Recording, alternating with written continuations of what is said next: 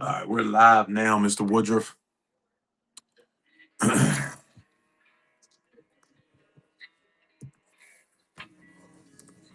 All right. Just the True Sports Podcast. We give a time with spotlight. Saturday, love, Shenandoah Valley. That's recognizing the ones before your time when you was a young man. I want to be like them. Ugly bars, no sugar coating. Why so ain't thinking? I want to know it. Wasn't actually spoken on the coaches. Broke records in high school, prepared for the college coaches. It's the ugly truth. Today is the day. Oh,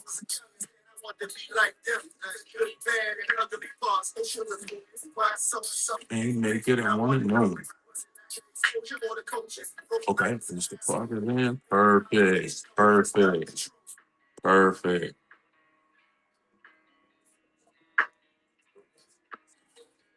Let's go.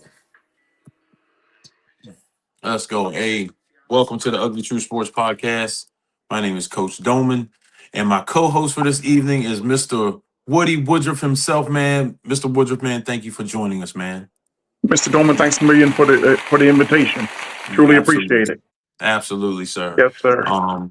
Today is about my man in 50 grand, a guy I've watched and admired for many a years. Through the good times, the bad times, the dude's always been there for me, and I'm always going to be there for him. And today is about having a good, solid interview and going through high school, Hargrave Military Academy, all of his journey up to where he is today. That's what it's about. We got some special guests coming on the show. Give me 1 second. I want to make sure everybody's loaded in the room. Yes, sir. And everybody's loaded in the room. And what we're going to do from now, Mr. Woodruff, the floor is yours if you have any words, because you do have a history with this young man as well. 2 weeks ago, you gave me a call and asked me to do this interview with you with Dwayne. I was full of emotion and joy because I have nothing but the utmost respect for Dwayne Little Train Clarke, an amazing gentleman. And some people may not know his story of what happened to him, over the years. And that's why he decided that he wanted to come on and tell his story for the people that may not know exactly what has transpired through his life. Yes, sir. And I think that's a beautiful thing, because I think a lot of our stories go untold. Mm-hmm. And this gives an opportunity to get his perspective, where he was back then and where he is now, his mentorship with kids, what he's done for this community, with kids as well. I think that it's a beautiful journey, personally. And I think couldn't agree more. And he deserves a lot of credit. There's a lot of things at the high school level that he did in a high school level that was a guy of his stature and his size, Mm-hmm. that people would say there's no way that he played quarterback. People are still jaw-dropping today. That is correct. He held the all-time leading passing record for Clarke County for several years until a gentleman by the name of Sean McDonald, I believe his name was, who surpassed with that title. Yes, sir. And that is 100% correct. With no further, we would like to bring Coach Clarke on the show and give him a round of applause. My man. Coach Clarke is in the room. Coach Clarke is in the room, full of smiles today, man. Listen. Yes, sir. What's happening? Hey, Hey. All right. So we got a couple special guests, man, and what we want to do first and foremost, man, is we want to go through the young Coach Clarke. We want to go first. Let's start with Dwayne Little Train. Okay. All right. Let's go where it all started, man. And tell us a little bit about this picture right here, Coach, because I know you're a Cowboys fan. Mm-hmm. So listen, I know when I saw this picture, I said, you know what? He gonna love this. That probably was my first time playing football. First time playing football. Hey, first and foremost, hey, shout out to the Ugly True Sports Podcast. Appreciate you and Woody and Trey Payne and all y'all did. They kept me out the loop this week, Woody. So, damn y'all. I had to, man. I know you was gonna be nosy, man. I know you was gonna be nosy. That was my first time playing football. You see, I had the corduroy jeans on with the dirt on the knees and stuff. So, I probably was fresh out of elementary school that day. I don't know.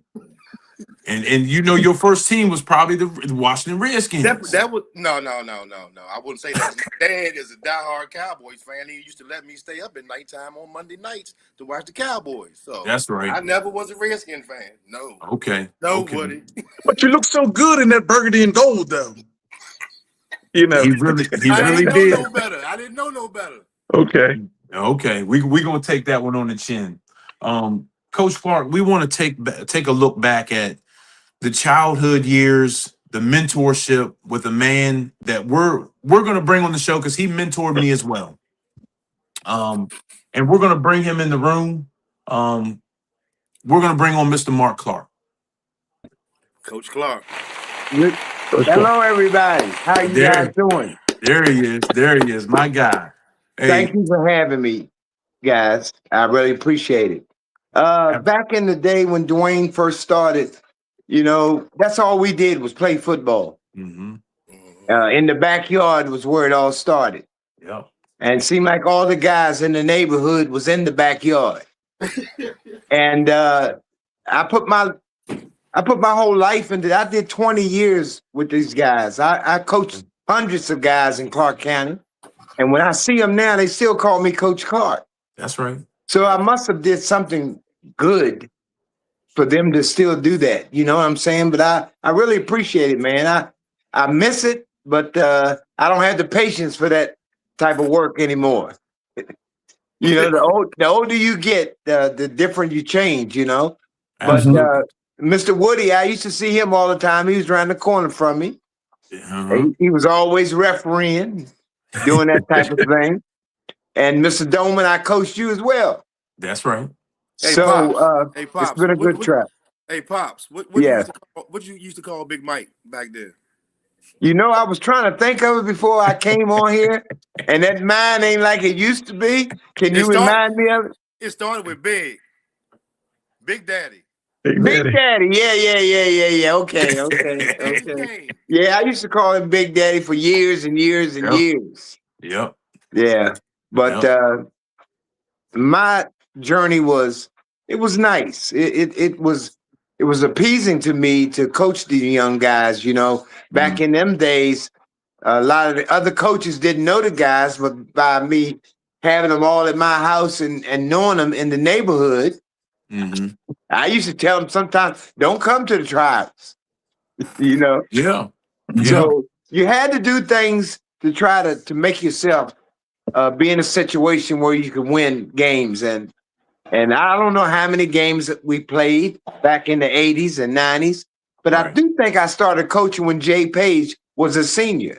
Now, I can't say if that's 82 or 83, somewhere along. So Jay was a senior the year of 86, 87. He graduated in 87.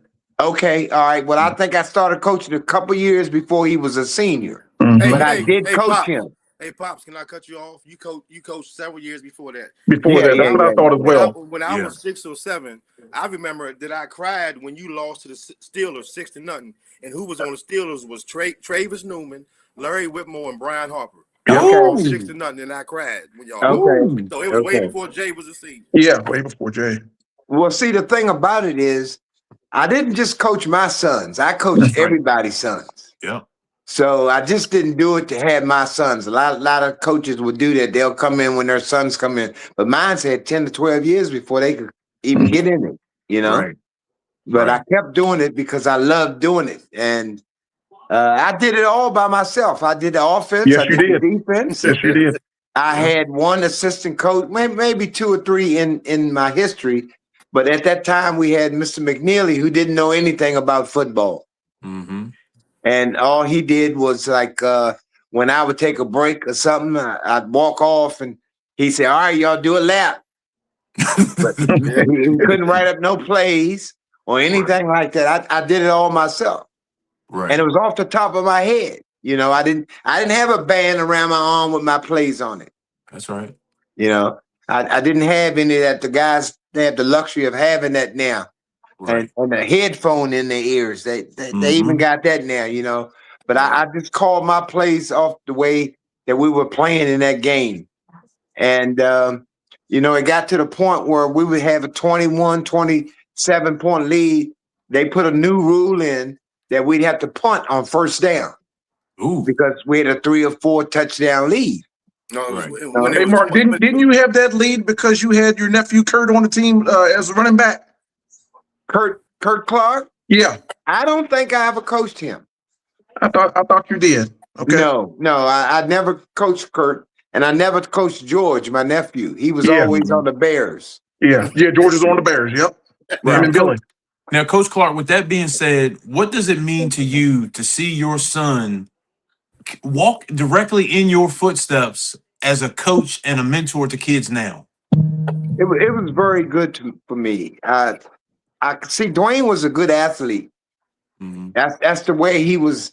I don't know. He was born that way. Right. His height always, you know, of course, he couldn't do any different because his mom and I were both short. But I really was upset when he got to the high school level and they put him at quarterback because he was running fullback. Right. And what they had to do, they had to roll him out to the right or to the left so he could see down the field because he couldn't see over top of the line. Right. You know, and it bothered me, but wasn't nothing I could do about it because I wasn't the coach at that time. Right. You know, but he was good. He had an arm like a cannon. Didn't he? And Trey, can you save that picture for later? Because I want to talk about that. Please. What picture? The picture he just showed. Oh, okay. But then I heard brother just talking about he carried the record, which he did. Yeah. But at that time, they had a running back named Bo Morgan. They didn't have to throw the ball. Yeah, that's right. Hey, can you say that again, Pops? They didn't have to throw the ball because he would run over 100 yards every game. So, you know, why throw the ball when you didn't have to? Right. So, but he could throw that ball, that's for sure, and he was accurate with it too. Oh yeah. Oh yeah. So, I guess because he's my son, I'm partial to him. But I said, "Daggone, man! As long as we keep this going, I don't think nobody gonna ever beat us." That's right. You know? That's right. But I wasn't. I didn't get to the point where I didn't think we could get beat. You know what I'm saying? But I worked the guys hard, and I worked each position from the defensive end to the tackle to the nose guard. I explained to them what to do, how to block, how to get hit, how to hit. All that was done by me. Right. Hey, Pops. Hey, Pops. Never going to college to learn it all myself. I guess watching football on TV helped me out a lot. Hey, Pops. And listening, yeah.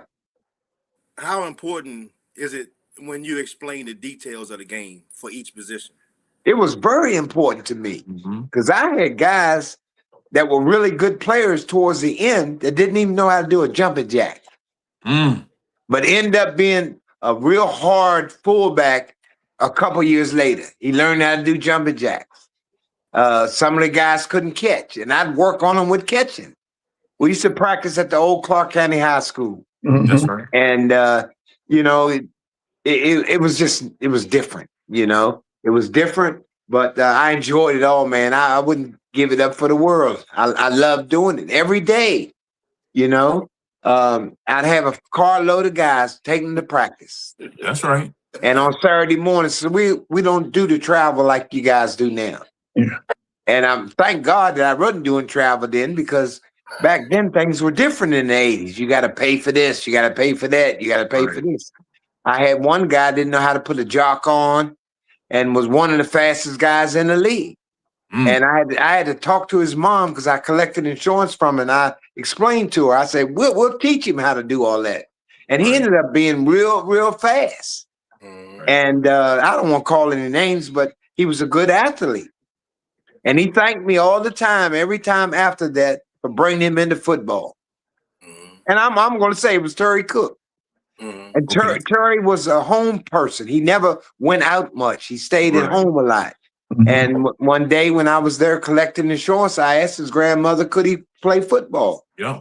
And she was a little worried about it at first, and said he'd never done it, but she let him go with us, and it worked out. It worked out good.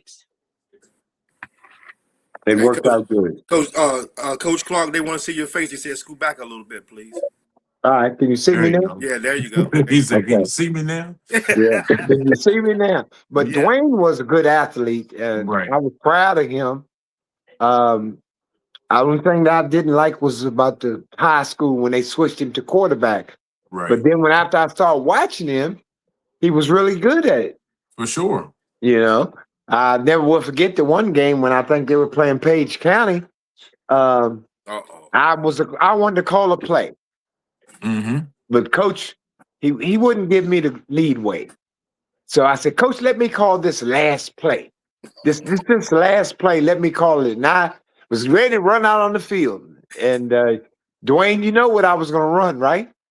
Hook and ladder. It was the hook and lateral, but I called it the blockbuster. That's right. Blockbuster. And I had it set up, man. And I don't think none of the guys in high school at that time, in the 90s, ever seen that, other than if they watched my teams play, because I ran it a lot. That's right. I ran it a lot, and it worked out so good, And I had it all set up, Randy Green to catch that pitch. Mm-hmm. Yeah, put Bo out wide on the right side. I know they was gonna go downfield with Bo. Right. If I had to split him out wide right and had Randy and Casey Childs on the left side and run it with those two, but he wouldn't let me go out. He said, "Oh, I got it." So I was a little disappointed, but when you're assistant coach or coach down the line, if you're not head coach, you don't have the final word. That's Hey, right. The hey, head hey, coach Pops. has the final word. Hey, Pops, how did you get on the coaching staff? I think I just moved myself on there. I kept coming around. I was bombarding him, so to speak. Right. I think I did talk to Coach Speck and ask him, could I help him out? And he said yes.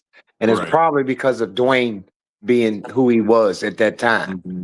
But he never let me really put my work into it. You know what I'm saying? And I had to take it as it was. Well, It is what it is. With that being said, Coach Clarke, I'm gonna be the first one to tell you I was kind of astonished that at one point in my high school career that you were not a head coach in that program. I was a little disappointed because listen, when the Morgan twins and I were playing, I feel like you should have been there on that coaching staff. There was a moment there where there's a gap that you should have been a head coach. Let's just be honest. And I think so too, brother. And I felt the same way. And I think if I was the head coach of Clarke County back in them days, that we would have been a good team, a much better team than we were. 100%. This show is called The Ugly Truth, and that's what we talk about sometimes. Coach Clarke, you know that we do that. Right. Mr. Woodruff, you know that this is just what we do sometimes, and that is a part of The Ugly Truth. But today is about Mr. Dwayne Clarke and his high school career. We're going down the line. Mark, listen, man, there is nothing to take away from what this young man has done and what he means to the community and the man that you raised and shaped and molded him into where he is now. Because he's walking in your footsteps. Oh, yeah. 100%. Yeah. And I love football and basketball now. Yes. Yes. Yeah. It really does, man. Yeah. It really does. I moved on to other things, but I enjoy, and I'm glad that he's taking that up, that moving up, Absolutely. And I really appreciate it. Even when he went to Hargrave, I enjoyed going down to Hargrave, and I never will forget. We had a lot of friends. Radcliffe Thomas, that was a good friend of his, that played for the Indianapolis Colts. Yeah. We had so many weekends where I was with those guys every week.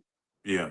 Going to the games, but I wouldn't take it back. I wouldn't give it up Absolutely for the world. not. Absolutely. Yeah. Go ahead, Woody, Mr. Woody. So, Mark, I just remember when you came on that coaching staff, man. I mean, it was such a transformation with the players. I mean, Yeah. you when you joined the coaching staff, you brought instant credibility to the game Yes, and sir. for that school because all the kids knew you and knew what you. I'm gonna use the word demanded, and that was Right. excellence. You Right. demanded excellence from every one of them kids, even if they wasn't a kid that you had personally of your own. All Right. those kids respected you because you were Mark Clarke. You was a successful coach in the little league, and Right. when you came on, you just elevated everybody's game Yes. instantly. And you know, I coached the Cardinals when I first started. Yep. I Mm-hmm. coached the Cardinals, and there was one guy that was one of my assistant coaches. I told him I had to step aside for 1 year. I can't remember what the reason was. I said, but I'm coming back Mm-hmm. the next year. And I said, when I come back next year, I want this team back. And we agreed to it, right? Yeah. And when I came back, he said, no, man. He said, I think I like doing this. So I said, okay. I didn't argue with him. Another team, the Steelers, came open. So I said, okay, I'll go and I'll coach the Steelers.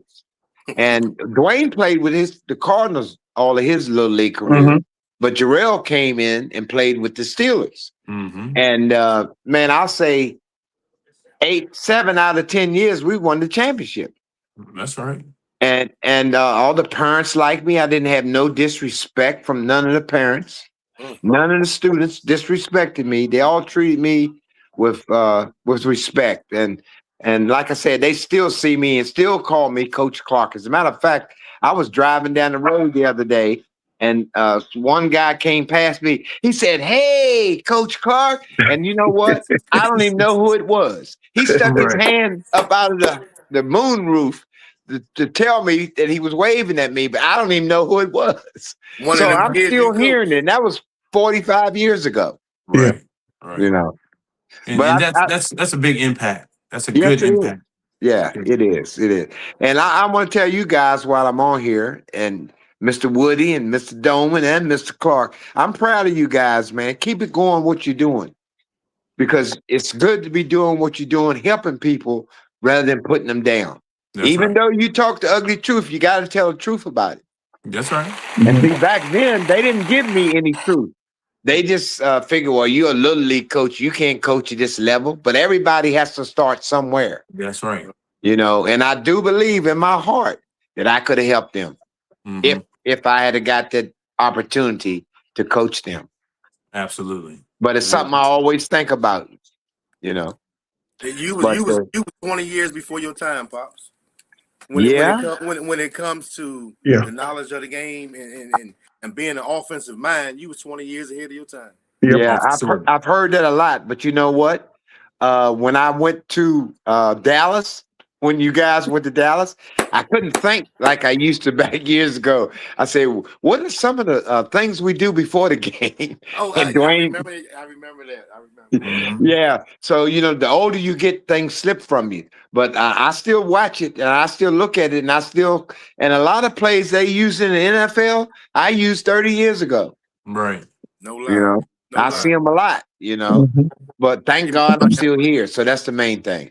That's it, Amen. right? Amen. Yes. Yeah. Yeah. We definitely appreciate you, Coach Clarke, and thank you for jumping on. No Um, problem. No we got problem. some other special guests we're gonna bring on. And Thank you, Pop.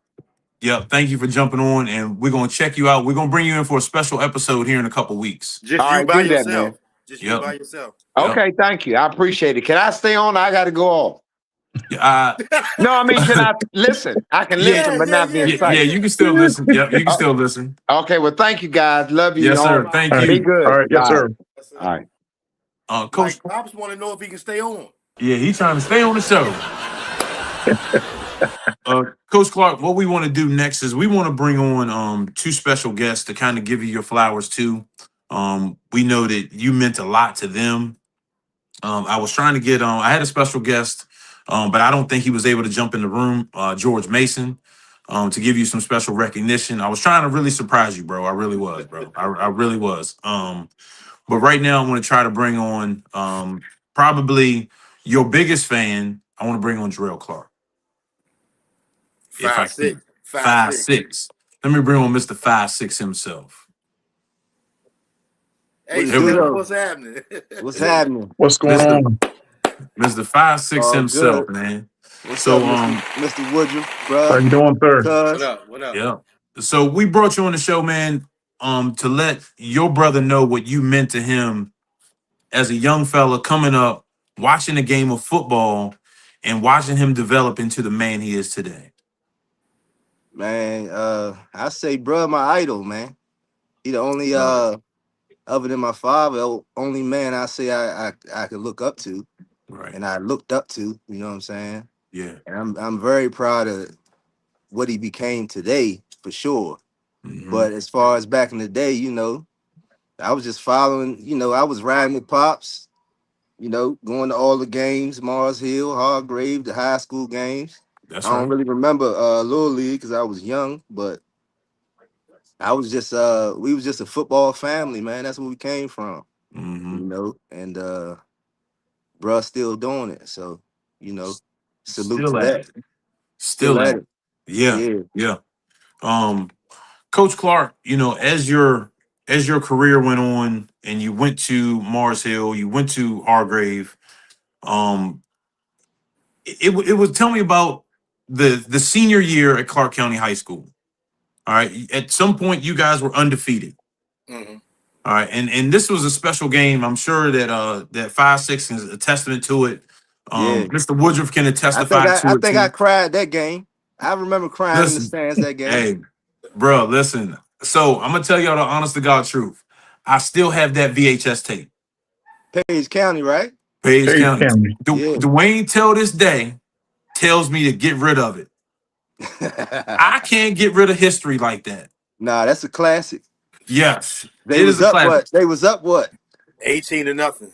At And half? tell me what you beat them during the regular season, Mr. Woodruff. Mr. Woodruff is great with Brian, no. numbers. Brian. Watch it. So, and that's what I wanted Mr. Clark to do is to take us back to the 42-12 game that when you guys just beat them in every facet of the game, offense, defense, and special teams. And then we go into to the regionals, ranked number one against this team that we had already beaten up 18 up at halftime. Take us from there, Dwayne. What was the mindset of the team for the second game? Beaver Dean, wasn't it? Be redeemed. Beaver Beaver Dean. Dean. Beaver Dean know that. Never forget that name, man. So it was 18-0 at halftime, and Yep. we missed the 3 extra points because Kevin Barr, I believe, had surgery at in the summertime. I think it was 18-0. And I remember sitting in that little cut where the old weight room was Mm-hmm. at halftime. I remember that. I mean, and everything was good. And the Page County coaching staff must have had a game time adjustment at halftime that it wasn't nothing we could do about it. You know, I got beat twice that game, man. What you mean? On a Uh-oh. slant Mhm. in the end Oh, zone, and my eyes was in the backfield on the other end uh-huh. by the tennis courts. Tight Mm-hmm. end was here, my eyes was in the backfield. Square out, touchdown. Ooh. Yeah. Now, if I recall, you dove to try to make the play, but you came up a little short. I don't remember that part. Yeah, I think I got it on video. I think I got it on video. But yeah, Yeah. they came out and kicked their ass in the second Yeah. half. And they won 21-18. 21-18, but did we stop playing in the second half? Yeah, I think so. I think we was on Yeah. cruise control Cruise after Yeah. control. halftime. You We thought was they on thought cruise they already won. They thought Okay. they already won the game. Yep. Because we beat them 42-12 in the regular season, we thought it was gonna be a cakewalk. You can't look past nobody, and they punched us in the face and ended our high school careers. That's What right. Mm-hmm. that's Yeah. what happened. Hey Trey, but before we go any further, Trey, is 2 pictures. You'll see me running the ball and number 71 in the picture and number 64 for Page County. Can you show that picture, please, if you have it? Is this the picture of Johnny Wayne work? Yes, sir. Right here. See this Yeah. picture? Look at Yes, the sir. clock. It's 21-18 with 117 left. It's Mm. fourth and 7. Yep. Damn. At the third That's a ball on dope the picture Page right County, there. Yeah, it is. ball on the 36-yard line of Page County, 4th quarter.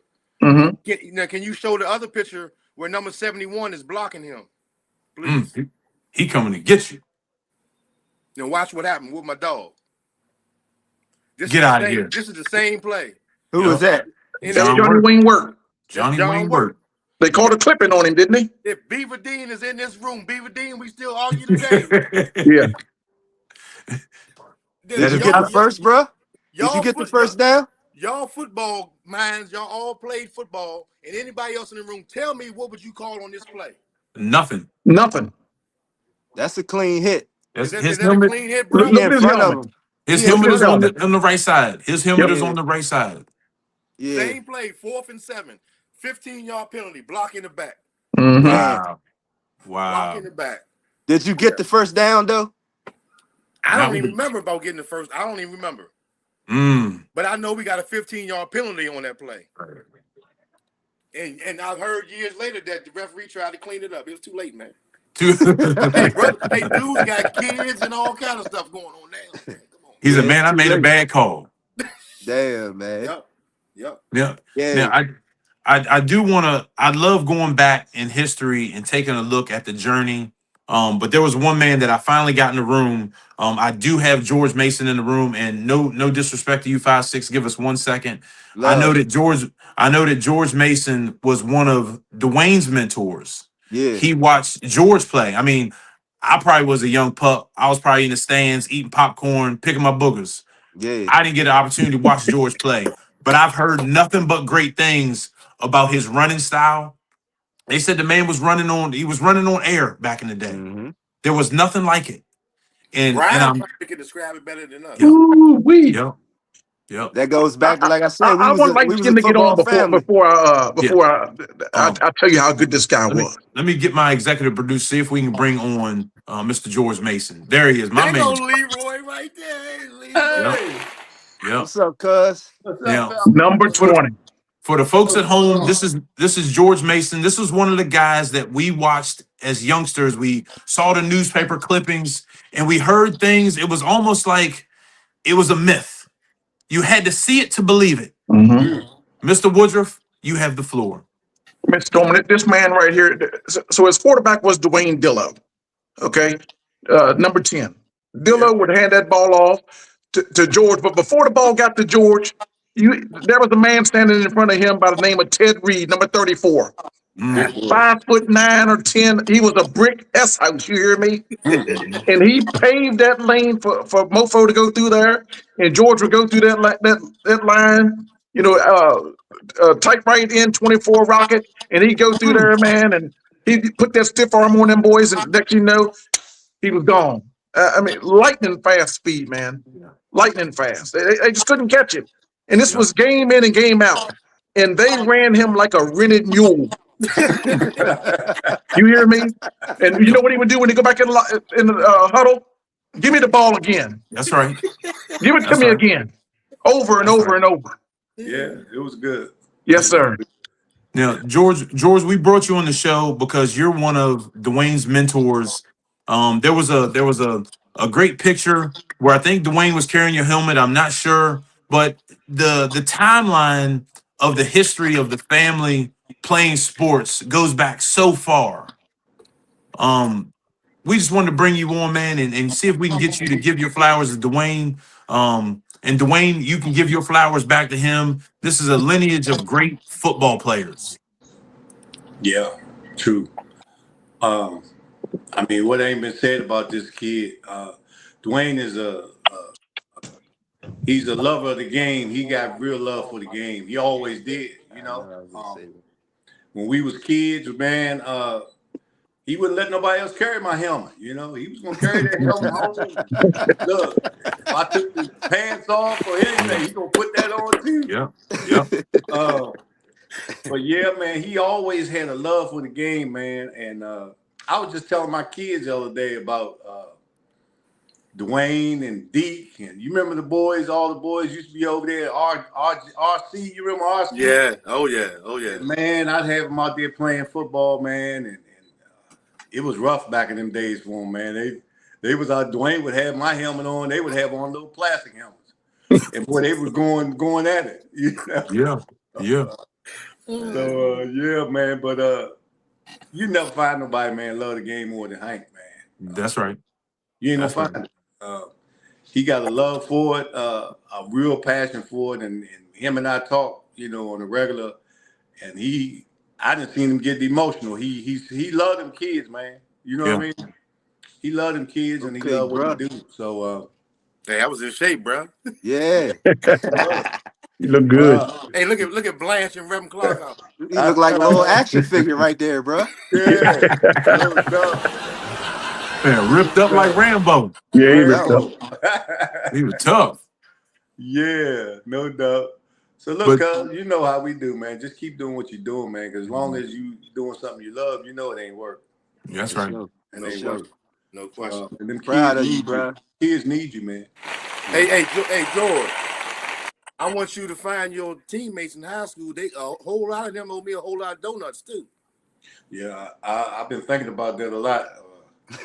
And we owe Choo Choo. I think I owe Choo Choo a football. So go figure that we gotta get Choo Choo a football and we gotta get you some donuts. So yeah, we'll work it out. Yeah, because I used to go to their 2 a day or 3 a days, right? And George was my babysitter, but shit, he was on the field. You know, he know I wasn't going nowhere to do nothing. We stopped at the Red Apple. My mom gave me some money. I get me an 18-pack of glazed donuts. That was my lunch for the 3 a days, Brian. Okay. Damn, going off sugar, man. Hey, but you know how many donuts I got on the 18-pack? None. Probably Maybe one. two. Probably two. Maybe, yeah. All his teammates took them, and I need my donuts. Well, you wasn't doing them. You were just standing around. You know, I figured you didn't need them that much. Yeah, you didn't need no donut. You standing around watching. That's right. You want to get the water. A helmet. That's right. You didn't need them no donuts for a helmet. There's no helmet. Because though, Right. That's Leroy right there. There he is right there. That's a bad man, brother. That's been about 41 years ago. So. Yep. with the smooth box. Hey, look, you had hair in, didn't you? You had that box, Wow. didn't you? Smooth box. Move box Philly right there. Man. I ain't had no hair in about 25 years, man. I don't even know I don't even hardly recognize that guy. I know that's right. But yeah, George, we wanted to bring you on, man. You paved the way for Dwayne and a lot of other guys, guys like myself, watching the game of football and been a mentor. I've always been able to call you on the phone if I've needed anything, or if you needed anything, vice versa. And we wanted to make sure that Coach Clarke got this acknowledgement, because we're going to go down this life journey, and we always need family and friends there for us. That's right. Yeah, For sure. For sure. No doubt. all right. Hey, George, we thank you for your time. I know it was tough getting you to jump on because I know you're not a man of a lot of words. We appreciate you, man. Hey, George. Hey, George. Timmy said you was a bum from his recollection. Oh, Timmy, your nephew said you was a bum. Yeah, well, he was young. He don't know no better. He you know what I mean?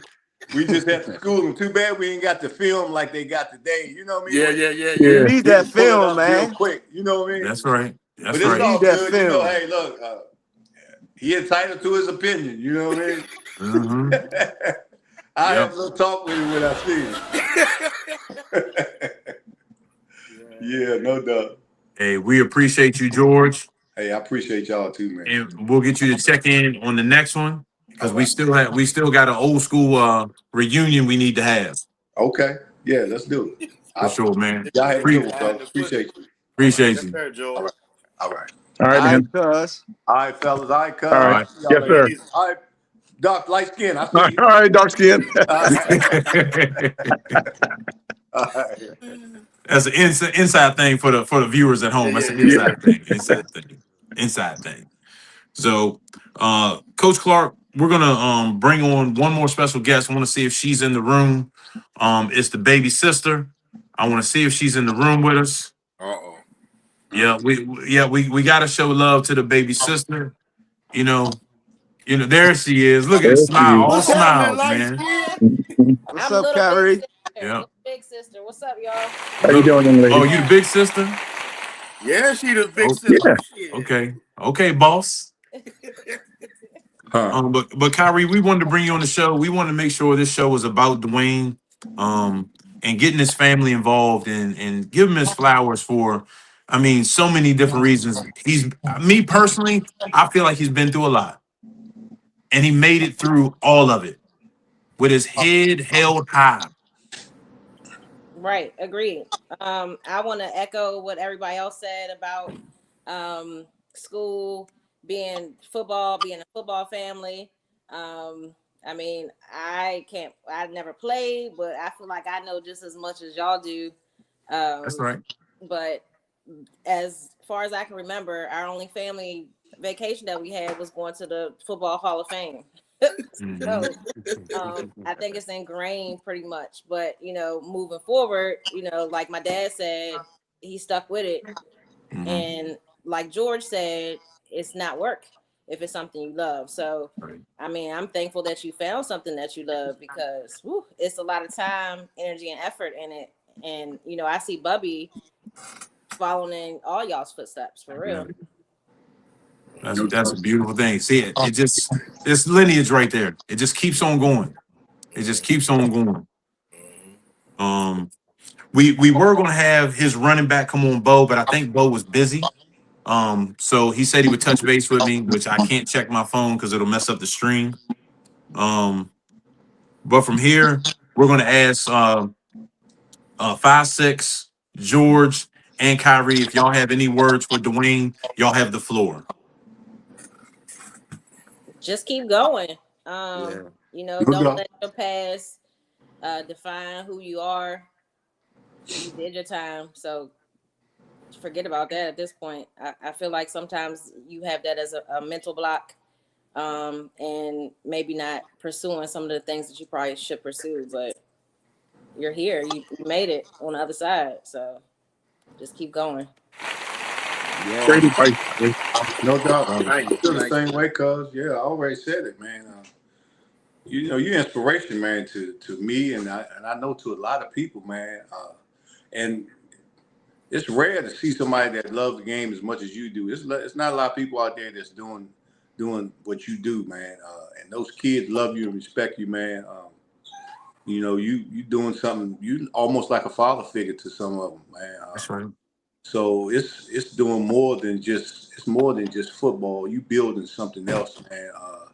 You building character and all that stuff in these kids, man. So look, like I said, I admire you for it.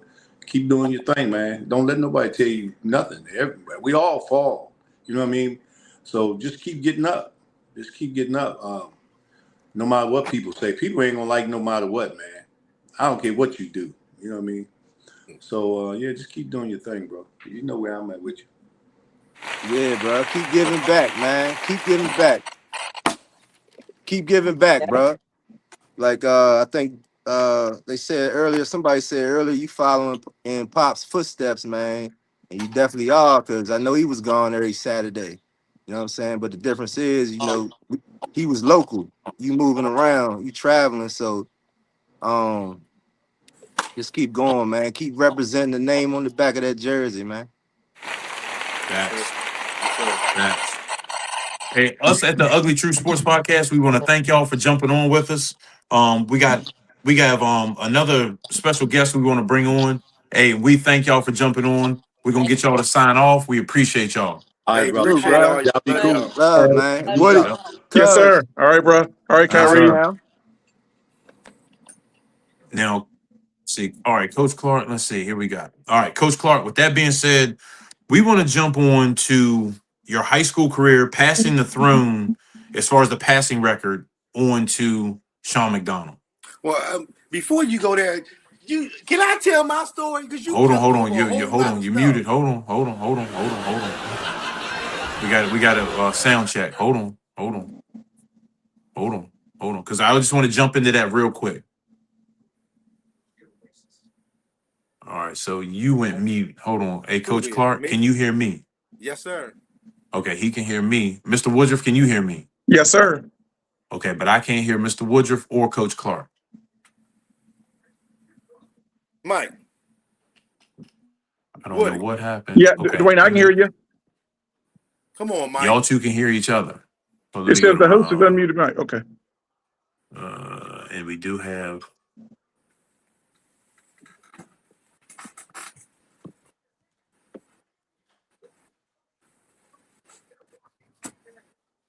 Let me see what's going on. Give me 1 second. Shabbat Payne. All right. Straighten him out, Shabbat. Nobody can hear me now. We can hear you, Mike. I can hear you. All right, hold on. I might have to. I don't want to do that. I don't want to do that. I wonder what just happened. Hold on. Shabbat Payne.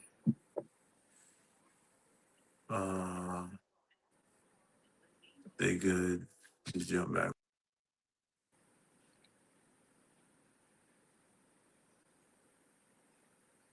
Woody, can you still hear me? Yes, sir. I can hear you now. I can hear you. Okay, perfect. We're clear. Woody. Yeah. Yes, sir. I can't hear Woody. Can you hear Woody, Mike? I can hear Woody. I can't hear Woody. Okay. Wow. What happened? I'm not exactly sure. It usually happens like that sometimes. Where the sound goes out. So Coach Clarke will jump back on. Woody, you can hear me, right? Yeah, I can hear you. Yeah, I can't hear you for some odd reason. What you might have to do, Woody, hit the refresh button. The little arrow, yep, and it'll put you out, then it'll put you right back in. All right. You said the refresh? You on your phone or computer? No, on my phone. Computer, all right. On my phone. Let's see if we can reload this thing. It says you're in the show. Everyone can see and hear you is what it's saying. Hey. Coach Clarke is back. Yes, sir. All right. Mr. Woodruff? Yeah, I'm here. Okay. Can y'all hear? All hear each other now? I can hear. All right. Perfect. Perfect. Okay. Now, Mr. Clarke, Coach Clarke, what did you say? I couldn't read your lips. I said that I don't want to start in the middle of my story. What was the middle? Okay, so you asked me a question. Yeah, so we went back for a second of passing the throne as far as the passing record. That was my question. And I feel, in my opinion, that's the middle of my story. You had my family come on and let me tell my side. All right, go ahead. All right, brother. I apologize, brother. Yeah, let me tell my side, please. Everybody got it's 3 sides to a story. Mm-hmm. So I want to tell my side. Yes, sir. Like I said, that picture in number 0 is probably the first time I was on the football field. Okay. But I carried George's helmet, took the tape off his ankles, and followed behind him in his footsteps. It came down from my father, watching my father coach all those kids, taking those kids to and from practice, feeding those kids, making sure those kids was good, and he passed the torch to me, and I just ran with it, Yes, sir. and then my brother seen me, because I wanted to talk about that, because I never got a chance to see my brother play in high school. Yeah. I wasn't here. I didn't get a chance to see the last time I saw my brother play was in the 8th grade. I never saw one of his high school games. He scored 7 touchdowns in the 8th grade, I believe. Yes, sir. I ain't get to see him play. Yeah. You know what I'm saying? And, that bothered me. Yeah. I left him out here when he was 13. Yeah. You know what I'm saying? So yeah. That's why. Yeah, I get emotional behind all this stuff. But it's real. Life is real. Right. Life is short. You know what I'm saying? So a lot went on before I got to that record being broken. I got a chance to go to Ardmont football camp. To be the top quarterback at Ardmont football camp. And you said you want to talk about breaking a record. Yeah, I wanted to jump in that because I know that was me and you had a conversation about passing that throne, and I know that was there was a piece of me and a piece of you that were like, I see where you're going. Go ahead with it. Go ahead with it. There was a piece of you that said, you know what? I'm not going to that damn school. I don't want to go past that throne. We had a conversation about it, and there was a change of heart. Right? Yeah. Tell me about that time. The thought was like, no, I ain't going. Yeah. Yeah, tell me about it. I mean, you called me and said that the school wanted me to come to pass the record over to Sean because he was about to break the record. Yes. And my immediate thought was like, man, I'm not going back to that school. But we had a pep talk and I thought better of it. So and I realized that me going back to that was going to be my Hall of Fame induction as well. Yes, not sir. Passing the record, the passing record for football. So that's what it was. Right. Now, with that being said, Coach, Okay, so let's go back for a second. All right, we didn't get to see our brother play in high school. There was a criminal conviction that in a way, and I'm gonna let you tell your story because it's your story. It ain't mine. Yeah, All because right, because you chopping it all up. You missed a whole lot of pieces, hey man. man, listen man, I had some stuff written down, but some things didn't come together the way I wanted it to. All right, we here in the present, man. Trey said somebody else is in the room first before we go. Okay, hold on, let me check. So that's Ratcliffe. So we got a couple seconds here. All right, I just want you to go back to that right there because I mean, is that before? What Is that before? is what you speaking on? Hargrave. Hargrave is Yes, before. all that's before. We didn't even talk Okay. about none of that. Okay. So you want let's all right. So let's go to Ratcliffe and let's go to the experience at Hargrave Military Academy from Clarke County High School. Okay. Okay. All right, Mr. Ratcliffe Thomas. What's up, fellas? How y'all doing? What's going on, man? Not too bad, man. Glad to be on tonight, giving my brother Dwayne Clarke his flowers. Everybody coming up here stealing your show, man. Everybody telling their story, but listen, they ain't talking about me. I'm to be talking about you, man. That's right.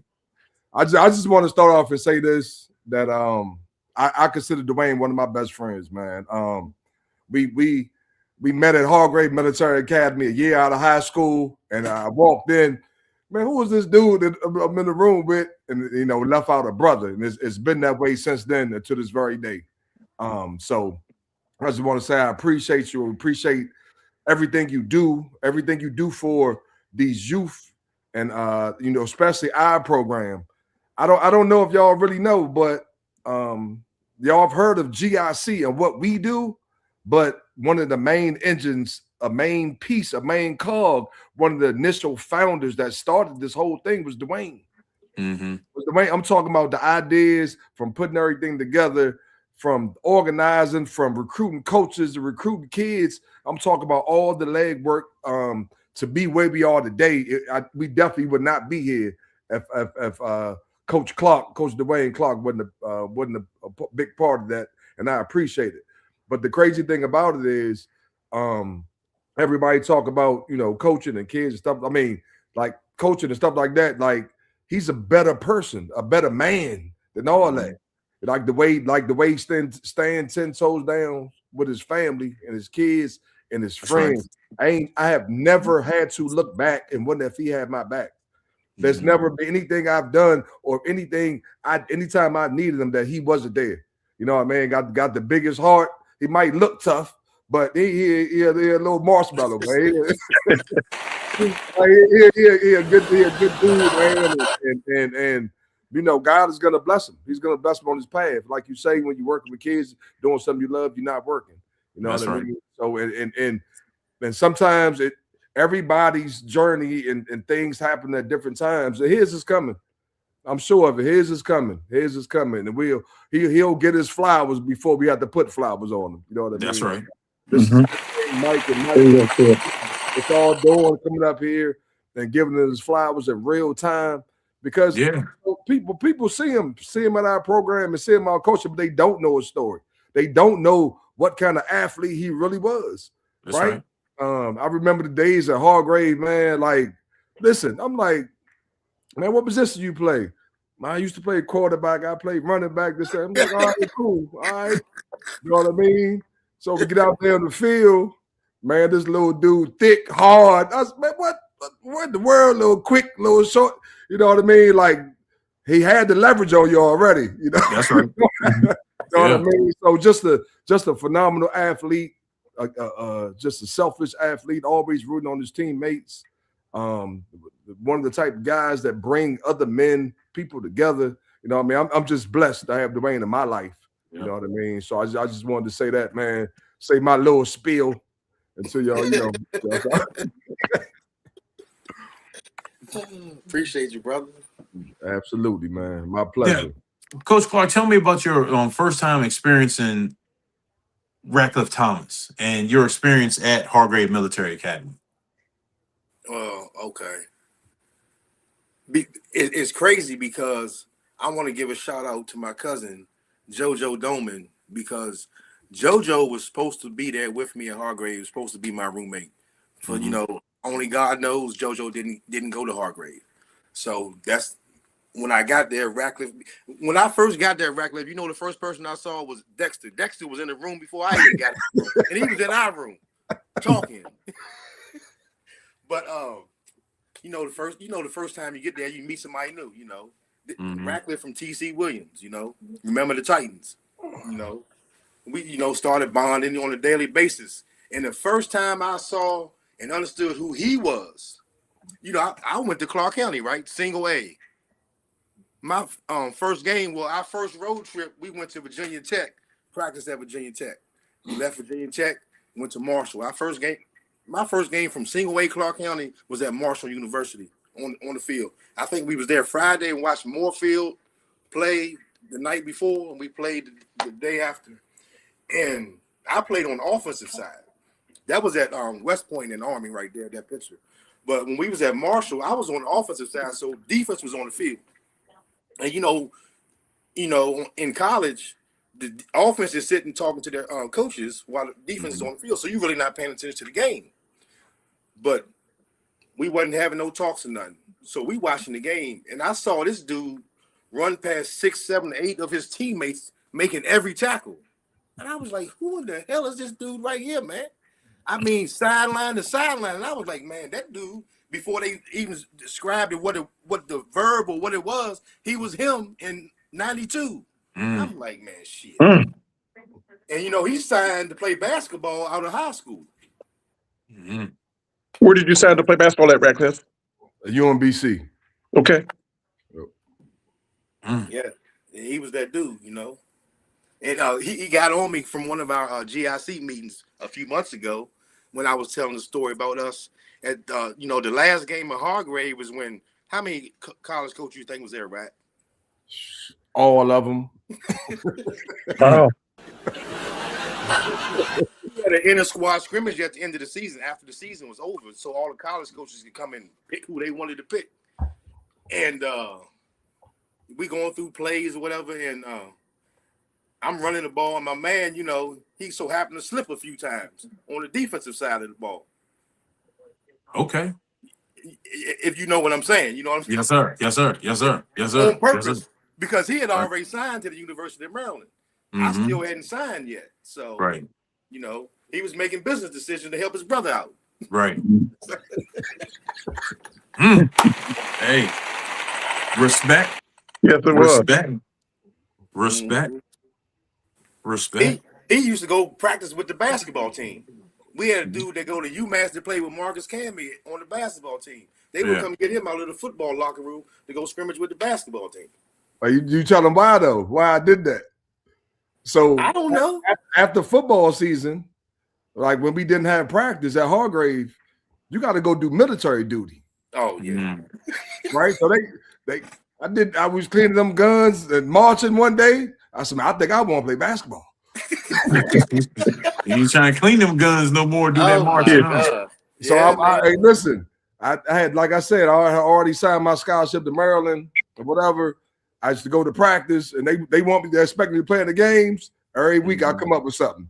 Hey, that's Frankie Ewell right there, baby. Yeah. Frankie Ewell, baby. He was a bad man too. God rest his soul. Yep. Absolutely, man. Absolutely. Good times at Hargrave. Good times. So you got your Hargrave sweatshirt on now. Hey, man, I had to represent for you, baby. Oh, man. Oh, yeah.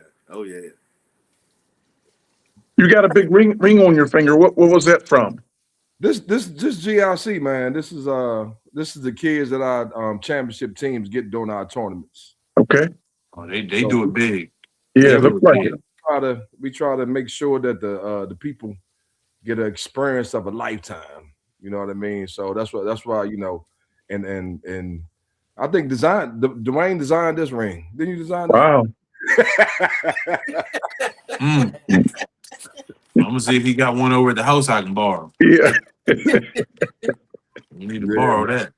But really, man, so I'm just honored to be here, man, and like really, you know what I mean, talk about this dude. Like the people say, like people wait too late to give people their flowers when they're gone. I think Mike, this was a great idea to really talk about Dwayne, give him his flowers. I know it ain't work out quite like we want. Everybody came telling their story, but the focus is on Dwayne, man. Like he's like I said, a great coach, a good friend, father, mentor to many. You know what I mean? Like somebody that I'm proud to say is one of my good friends. Yes, you know sir. what I mean? Like, somebody that's, it's good people, man. Good people. I like to surround myself with good people. You know what I mean? He's gonna be in every circle. Yes, sir. Rap, mom said, "What's up?" Huh? My mom said, "What's up?" Hey, mama, what's happening? Hey, listen, Pops. Hey, look, Pops is gonna come tell that story, man. That's right. Pops had something on his chest. He's gonna get it off tonight. He definitely did. He definitely did. Okay, listen, could I stay up here? Yep. He definitely told it like it was. That's what's up, yeah, man. Hey, look, I remember Pops in Dallas. We was coaching at the Cowboys Stadium, man. Listen, Pops had a good time, man. Yeah. Pops always have a good time, man. So that's good, Yes, man. sir. That's good. Yes, sir. Absolutely. Yeah. I think that was on his bucket list to get to that Cowboy Stadium, and he was down on the sideline. Hey, listen. So I'm trying to figure it out, see how to work out with Dwayne and however he can work it out. I'm trying to invite him to the Dallas and Ravens game this year abroad. Say what happened? We gotta get that passport. Hey, we gotta get that passport. Shot by pain. Yeah, if you can get it, let's rock. That's where we going. I think she's making me go to a Redskins game in London too, man. Lord, that's week 3. Yeah. Yeah. So we definitely gonna try check out the Cowboys in Brazil. It'll be a good time.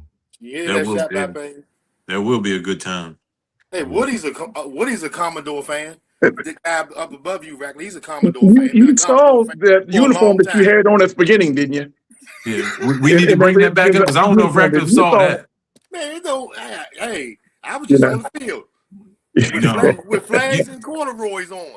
Hey, brother, you was wearing that jersey. Yeah, he was wearing it. You see that big 0 that was bigger than me? You was wearing that jersey, brother. Hey, Dwayne, what was the first position you ever played? What was the first position I ever played? When I had that 0 on, I don't know. They probably told me to run. I don't know. I don't know. I don't even remember. You must have been a great athlete. You ran the ball your first year? No, I was on the line. Hey, no, I wasn't saying I was running the ball. They probably told me to run. They didn't say nothing about having the ball. They probably told me to get out the way. Nah, I don't believe that for a second. I don't believe it either. I don't know. Yeah, I don't believe that for a second. Ratcliffe, man, we appreciate you. We got a couple questions.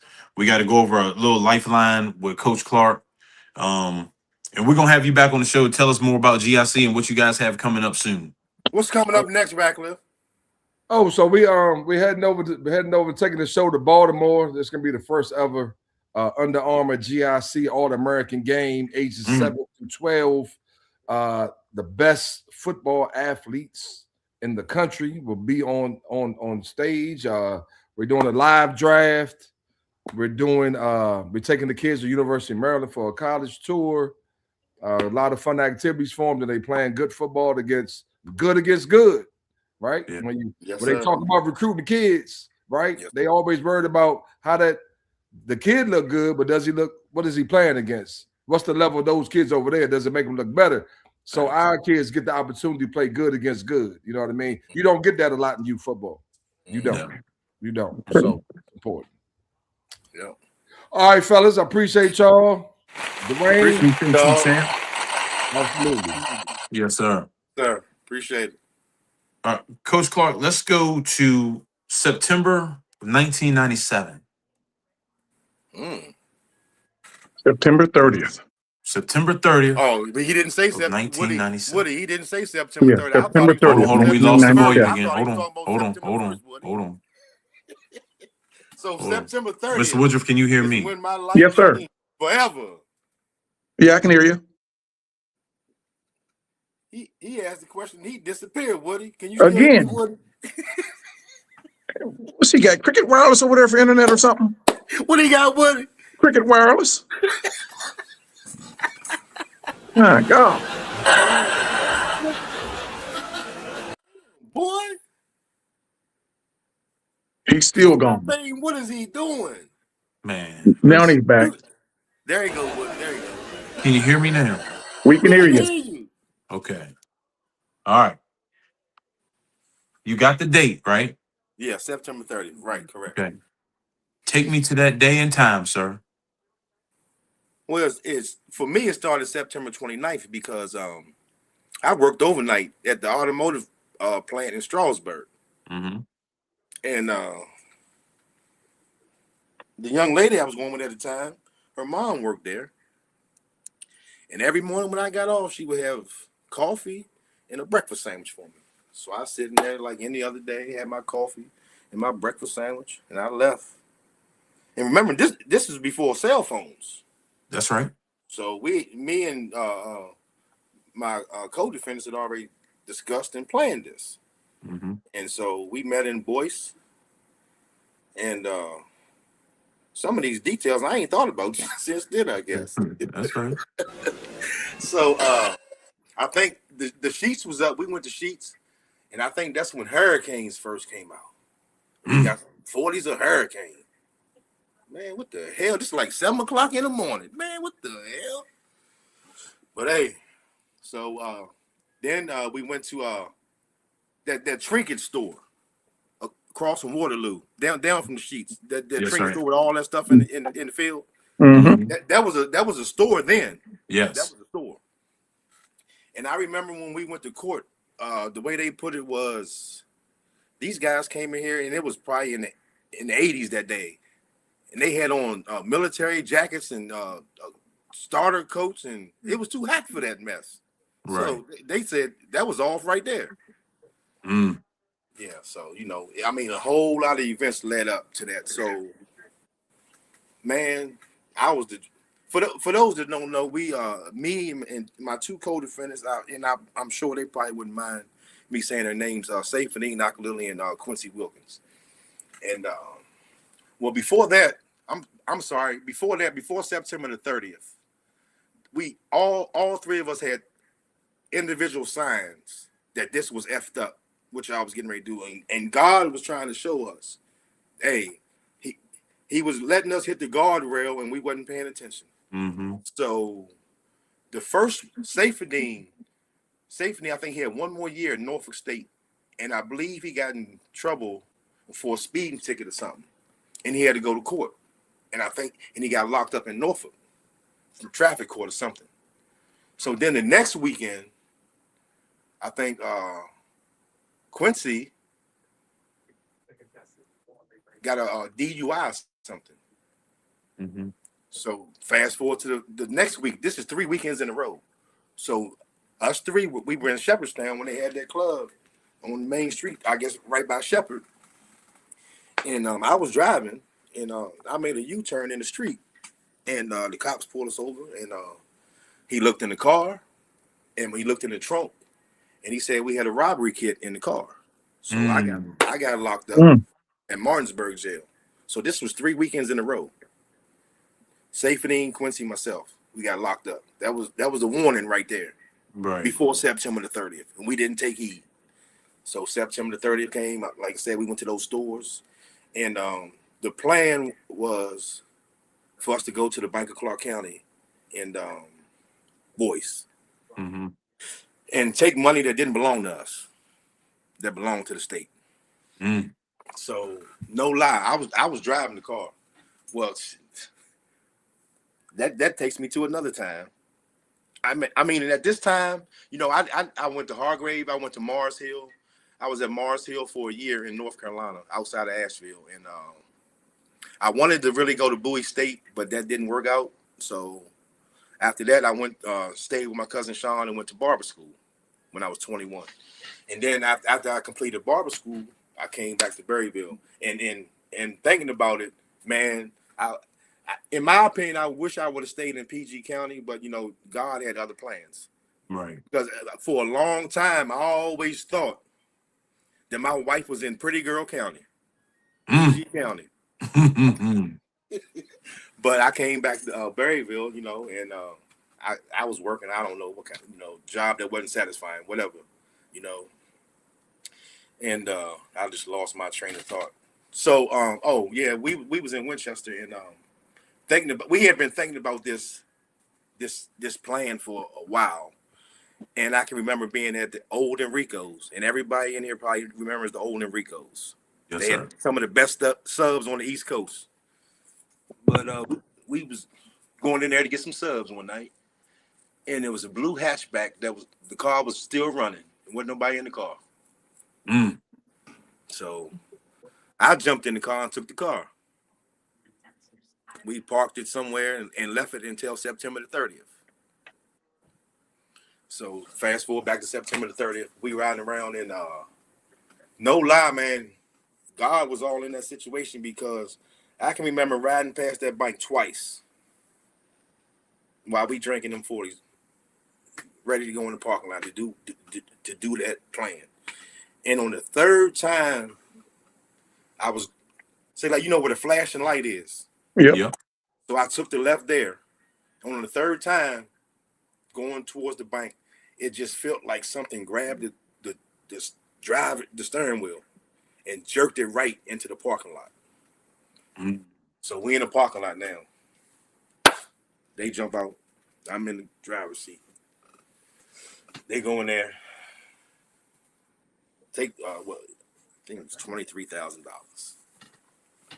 Get back in the car. We go past the elementary school, and mind you, Safedin's mom is a teacher at Boyce At Boyce Elementary, Elementary. right across the street. And before we went into that bank, we called. We used the payphone at Mr. B's. Mm. Remember that payphone in front Yep. of Mr. B's? Yep. Yep. And called a false bomb threat. So all the police was at Grafton, right? on the other side of Mhm. the town while we was in Boyce. And so we left the bank, rode past Boyce Elementary, took one of the next back road where my car was. Well, look, my sister's car, the brown Jetta, and I had parked my car there. And not being in my right mind, emotionally, mentally, and all that balled into one. So I had a one of those water bottles that you put on a bike on a bicycle. Yep. One of the squeeze bottles. Yep. Yeah, I had a squeeze bottle full of gasoline, and I jumped out. Well, no, I'm sorry, Safe and Quincy jumped out of that blue car and got him in my car, and our destination was to go on Grafton Road where Safedean's family lived at, where they had a farm. But before I left, I took that squeeze bottle and poured gasoline over the blue car. Mm. Luncheon, boy, luncheon. A dead man walking. And so they went one way, I went another. And I so happened to end up on the River Road and going towards Grafton. And I had a cigarette in my mouth Mm. and a lighter in the other hand. That's the exact moment when I woke up. Mm.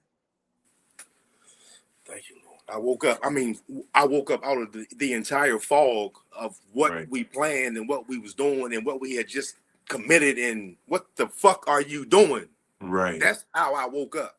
Mm-hmm. With that cigarette in my mouth and that lighter in the other hand.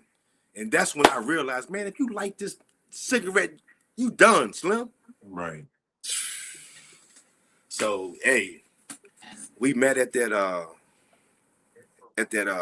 Safedean's family's barn, split the money 3 ways, and because I had fallen asleep, me and Safedeen was coming home from Charlestown one night, and I had fallen asleep and wrecked his car. And I mean, I woke up with thank God it wasn't a tractor trailer, because if it was a tractor trailer, I wouldn't be sitting here telling you. But I think it was a tow truck. It was pulling the driver's side tire off when I woke up and jerked the car. So I had to give him $3,000 off the top of that money. All right. That wasn't ours to begin with. So me and Quincy left, and we was no, I'm sorry, I forgot the most important part. I'm sorry. Before we went into the barn, we still had that stolen car, and we parked it in the apple orchard back there. We saw some Jamaicans picking apples, I guess. So we decided to move the car, and we took it over into Jefferson County in a big field and lit it on fire. And the mailman saw us leaving that car. And that's how we got. That's how we got caught. And if it wasn't for that, I probably wouldn't be here talking about it either, because we probably would have did it again. You know, and that was God's plan for us to get caught. Right. You know, and so me and Quincy left and was heading towards Winchester, and on 340 we got pulled over before Louisville Road. And it was Officer Patches and a few James other Bayless, wasn't it? Yeah, there you go. Yeah, Mr. Bayless, Officer Bayless. Him and several other officers pulled us over, and that was a picture of him raising his hands in the air and said touchdown when Quincy had his shirt over his head. Yep. And I was in the back, and I was laying down in the back seat, spitting at the news reporter from Hagerstown. So they took us to the jail. Well, I guess you call it jail in Berryville. At the courthouse. And I remember I was sitting there. Remember we had drank some Steel Reserve, whatever it was called. And I was still feeling lightheaded. And I remember they separated us then. And I still wasn't talking. I wasn't saying nothing. And they asked me did I want to make a phone call. And I'm sitting with my hands behind my back, sitting there. I sit there probably for 2 hours or so. And finally I said, yeah, I'll make a phone call. So I called and I talked to Lois, Kiki and Lois. Because I was going with Del Senior at the time. And Lois answered the phone. And I told her, what had happened. And, I'm sitting in the jail. Could you call my mom? Yeah. So she called my mom. And from the stories I got, my mom was still working overnight at GE. And the story they told me was that, it was probably the time she'd be sleeping, getting ready for work, and I guess she answered the phone and Lois told her, and she was like, okay, thank you, hung up the phone. Because, she was sleeping, getting ready for work. And I guess she thought about what she had been just told, and I think called her back to see what she had just said. So, yeah, then we went to jail. Yeah. They drove us right up to Winchester. Man. When did it hit you what you guys had done?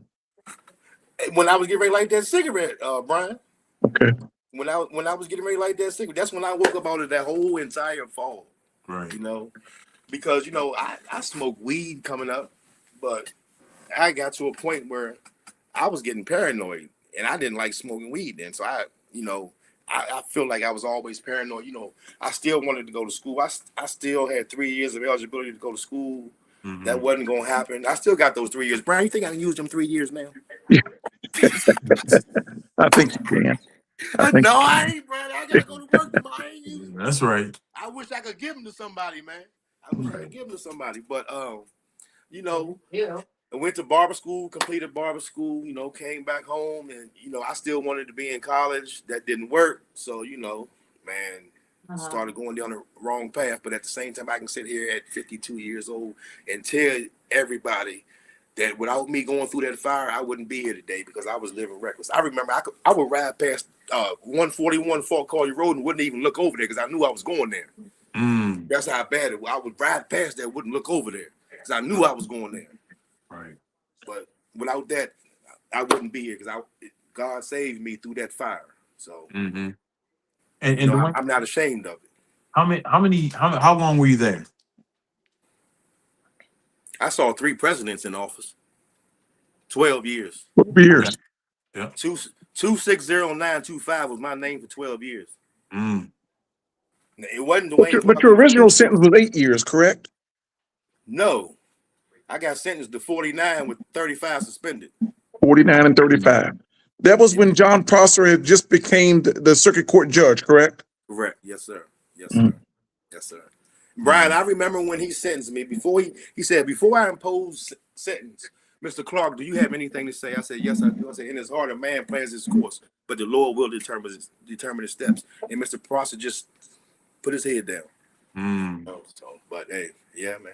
And look, I remember leaving the courthouse after I got sentenced and riding past my mom's house, going around past your house, Brian, Mm-hmm. past your mom's house. And no, I'm sorry, we went the other way. But I'm thinking we was on 340 Main Street, Mm-hmm. going out of town, going towards the under the bridge to Route 7. Yep. But I looked over there and I saw George walking from past your house, Brian, and his head was down. I was riding in the van. I remember that me and George had talked about that several times.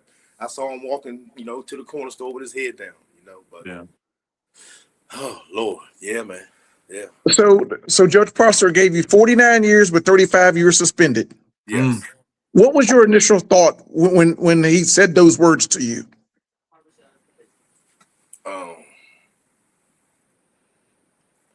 Only God gonna get me through this, dog. That's right. I don't know. Only God gonna get me through this, because once that happened, I had been in the jail for probably close to a year, and my parents would not bond me out. And I'm thankful they didn't. At the time, I was 23 when that happened. I want to get out. And probably would have did some other stupid stuff. So it was best that I stayed where I was at. You know what I'm saying? And I was at the jail for a year, then got sentenced and then left. But I'm thankful that I stayed there, because I was living very reckless and not thinking, with in my right mind at the time, at 23, So I have to say this because I have nothing but the utmost respect for you. I always have, and I always will. It takes a heck of a man to come online and tell his story like you just did. That had to be tough. I mean, you just got just say 14 years, and you're 23 years old at the time. You got to think that 14 years is 114 years. shit, for real. You know, what did you think when you got to prison and you heard the either the cell door or the bars slam for that first time? What was going through your head then? Man, I remember at the jail, when the first day I was at the jail, I remember the first plate I got of food, because I was in a holding cell, and Miss Washington, Larica Washington, was the CO, and she brought my food to me. Mm-hmm. It was a piece of barbecue chicken, I think mixed vegetables and applesauce. And I said to her, where's the rest of the food at? Okay. But that was at the jail. So once I got sentenced, they'll come around 4 or 5 o'clock in the morning, pack up, you're leaving. Mm-hmm.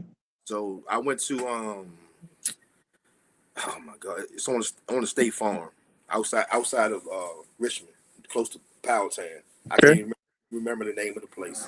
It wasn't Deerfield, but I was on the State Farm.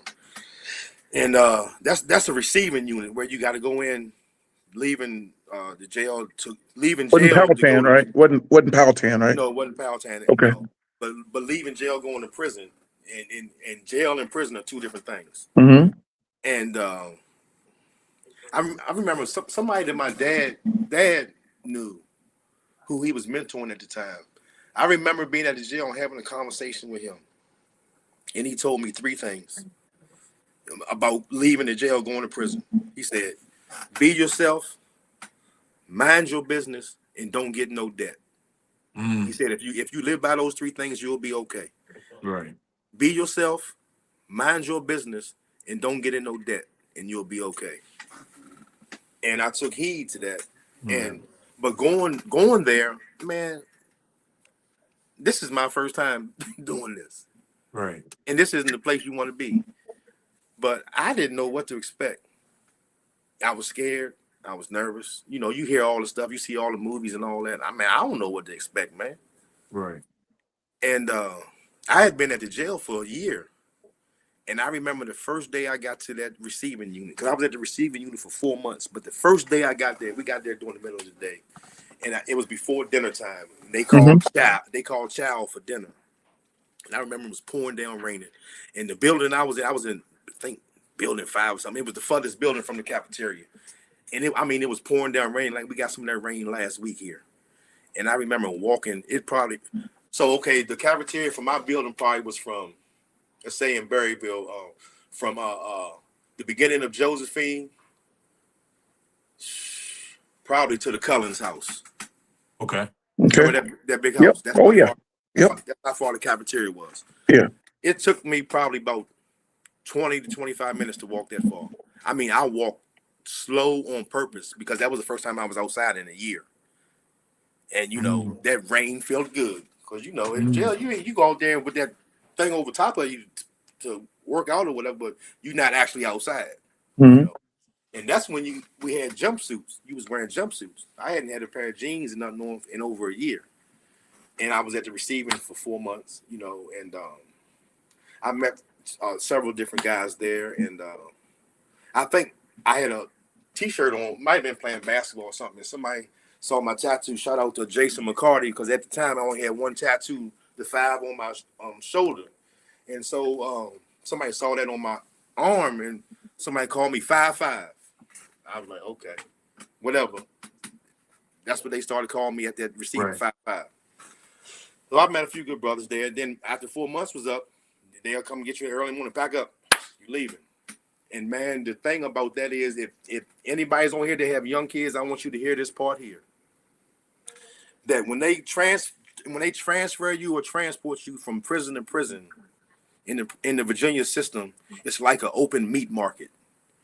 It was probably 20 buses full of people, and 99.9% of them were black. And what they do is they exchange prisoners from prison to prison. And this was on the State Farm, Brian, at Powhatan. They have a parking lot, and all those buses pull in that parking lot, and they exchange prisoners like slavery. I was on the receiving bus, but I was on that receiving bus. I went from the receiving bus to Stanton bus.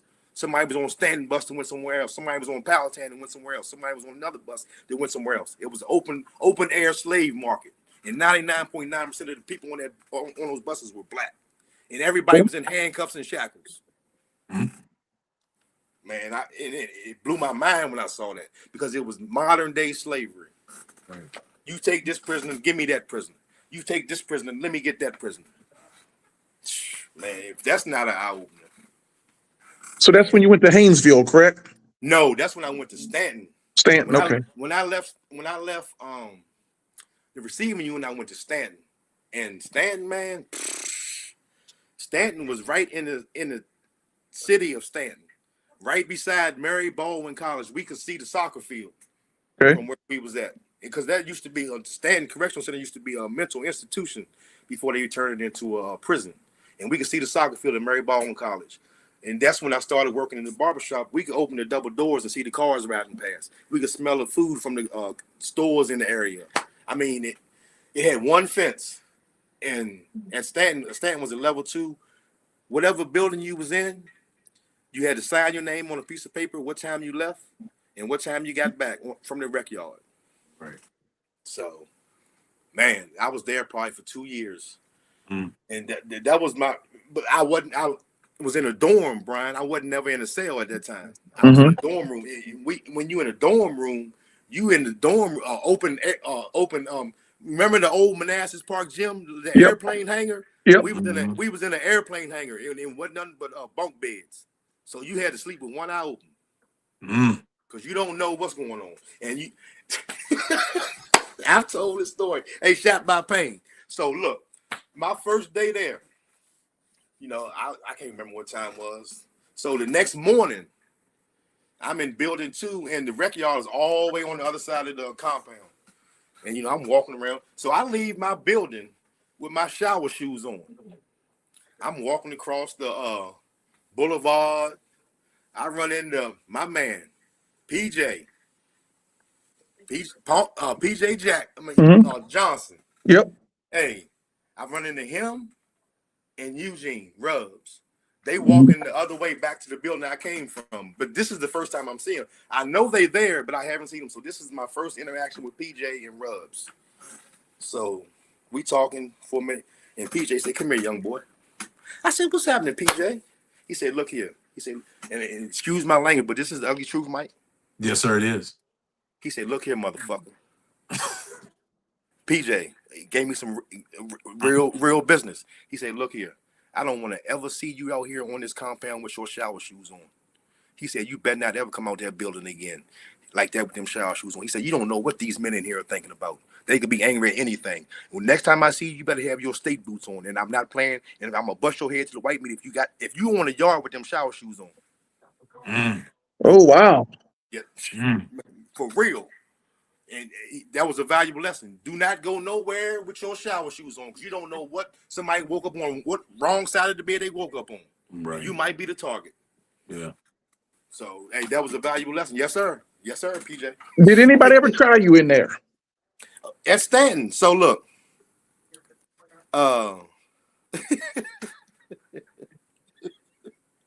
so we had a summer league basketball, right?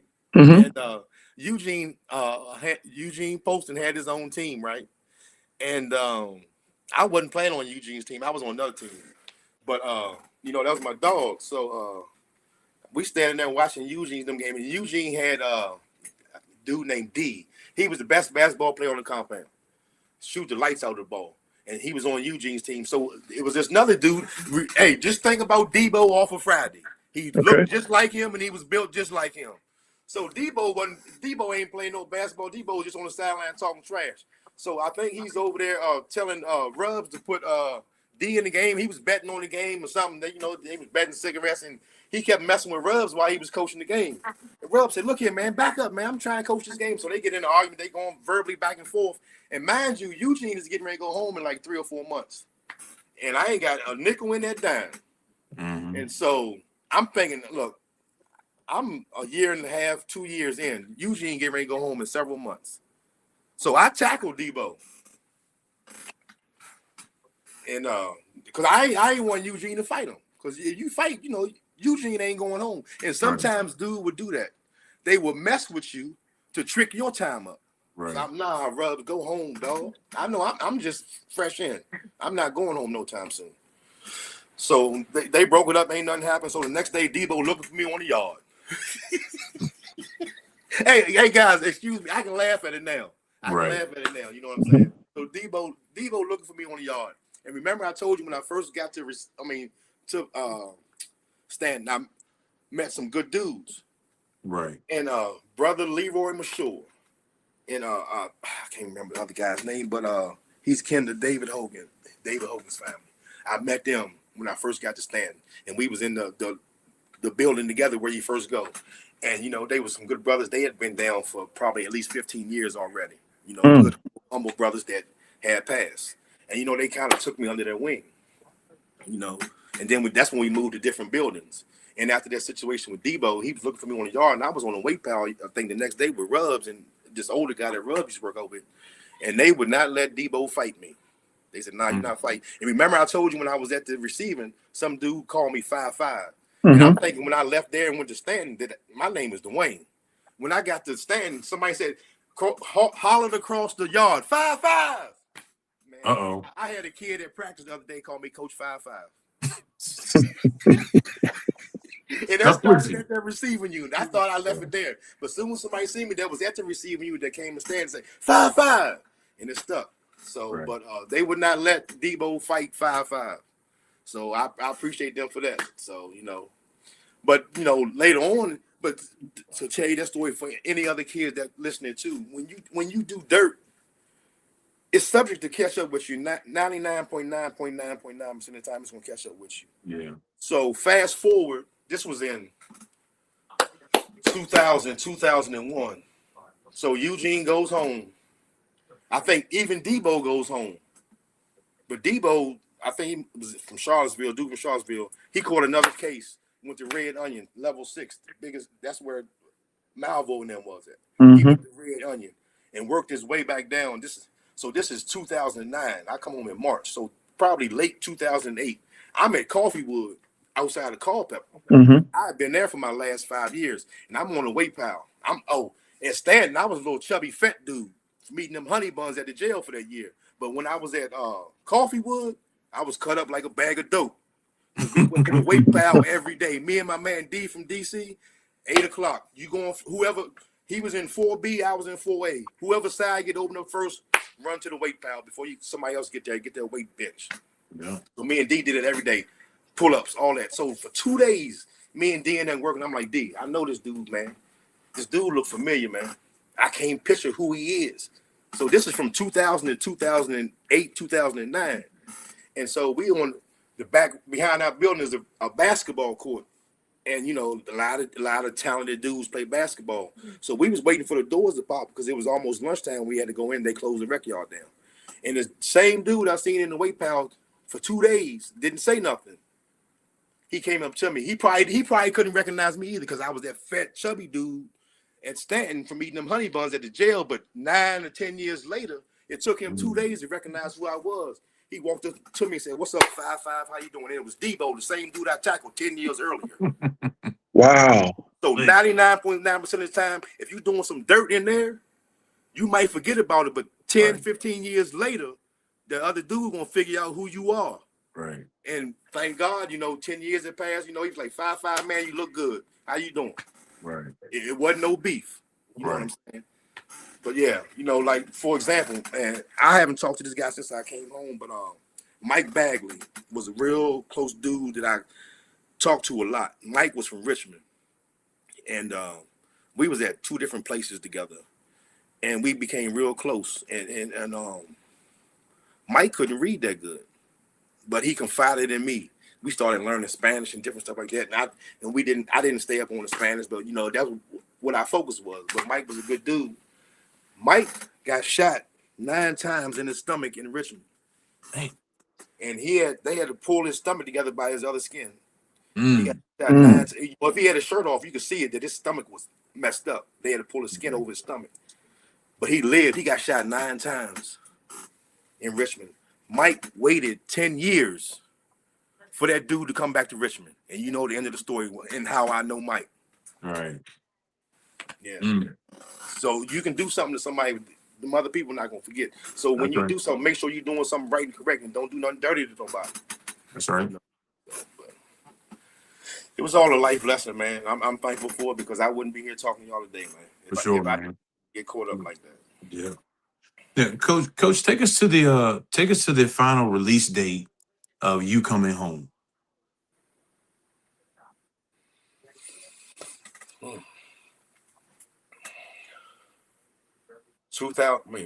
97 to March 2009. So the last 30 days, I came back to the jail, and where I started at 141 Fort Collier. Yeah, they had like a re-entry program. Remember, I saw what was the president in 97? Help me, Brian. In 97? Was it Clinton, Bush?